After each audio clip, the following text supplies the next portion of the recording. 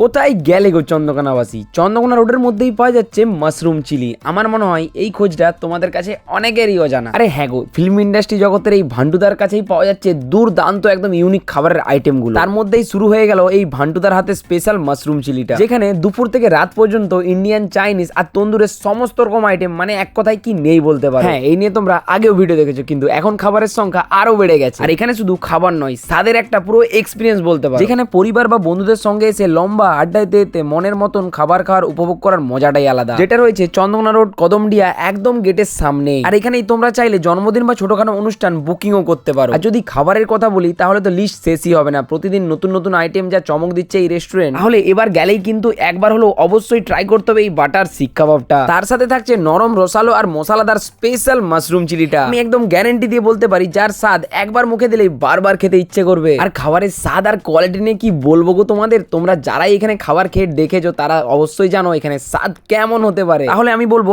আজই একবার এই অসাধারণ স্বাদ নিজেই ট্রাই করে দেখো। আর সমস্ত ফুডি লাভারদের কিন্তু ঝটপট করে এই ভিডিওটা শেয়ার করে দাও, পেজটা ফলো করে নিও নতুন ভিডিওর জন্য।